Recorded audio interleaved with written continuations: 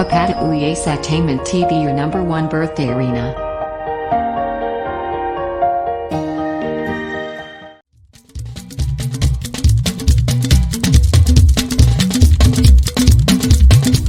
Happy birthday, orékelẹ́wà, awẹ́lẹ́wà ó wá sọ́kọ̀ ọdún láyé. Happy birthday, orékelẹ́wà, awẹ́lẹ́wà ó wá sọ́kọ̀ ọdún láyé. Kọ́mpọ́tínà ó, òkú ọdún ó wá sọ́kọ̀ ọdún o.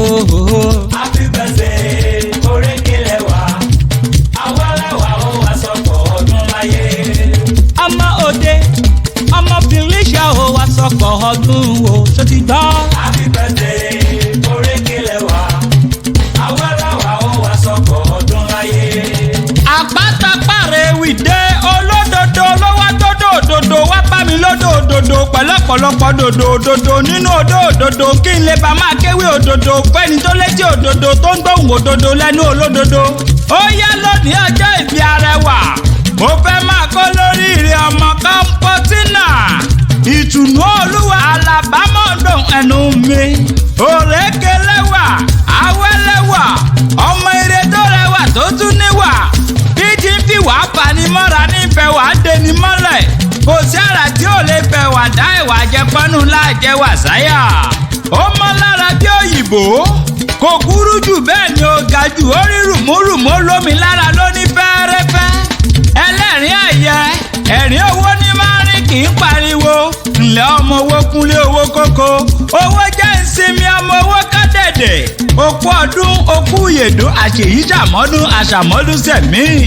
Òde tíkẹ̀ lórúkọ bàbá tó bí ọlọ́mọ ọ̀nà Felicia lórúkọ yèyé rẹ̀. Orí ìkúe in ojú local government nípínlẹ̀ Benue ibẹ̀ ní í ṣe lé bàbá tó bí ọlọ́mọ. Máa wọlé máa rọra olóríire. Arẹwà ń lọ bí ẹgbẹ̀ẹ́dọ́gbọ̀n. Ẹ̀rù ń bà gbogbo wọn. Ọ̀kan ṣoṣo lẹ̀rù ọba. Kọ́mpọ́tínà náà ni arẹ́rìn músẹ́. Bẹ́ẹ̀ ni tí ò lè jẹ kankan tán. Ẹlẹ́rìn ẹ̀yẹ. Abojú yoyoyo bí iná alẹ́.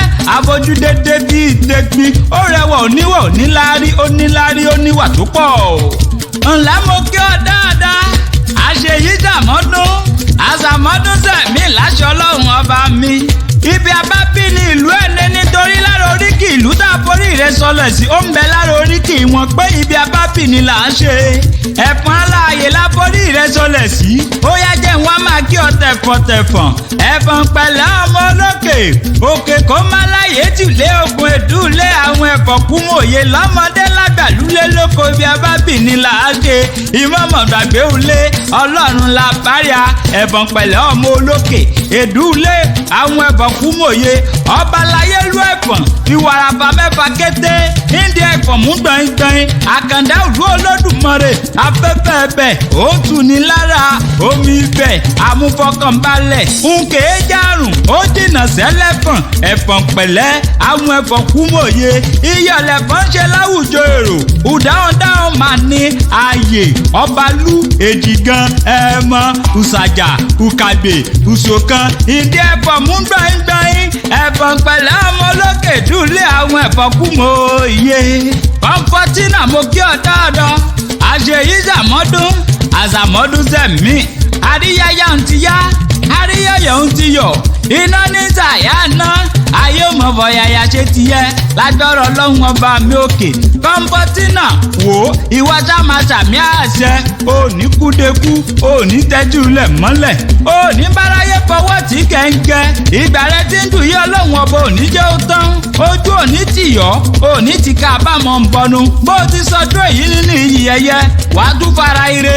Ṣèyí tó ń bọ̀ lọ́nà. Àyúnlọ àyúnbọ̀ lọ́wọ́ yẹnu. Bó o bá ti ń lọ re ló máa bọ̀ re. Òní tẹ́, òní tí, òní jìyà. Àwọ̀ títò tó bá mú wálé ayé ló mú padà lọ sọ́run. Ọmọ aráyé ò ní pa ọ́ láwọ̀dà. Bóyin bá ṣe tán, ó yẹ padà sínú kókó ògì. Bá fẹ̀rẹ̀ bọ̀jò bá ṣe tán, á padà sínú sàárẹ̀ tó kọ́lé sí. Àpáta ewì mo ṣe tán, mò ń rebi àforí mi sọlẹ̀ sí níbi ojúmọ́ ti mọ́ ká gbogbo ilẹ̀ kílẹ̀. Thank you for watching our video and follow us on Instagram, Twitter and Facebook at Apata Ewi. Please don't forget to subscribe to our YouTube channel for more videos. We love you.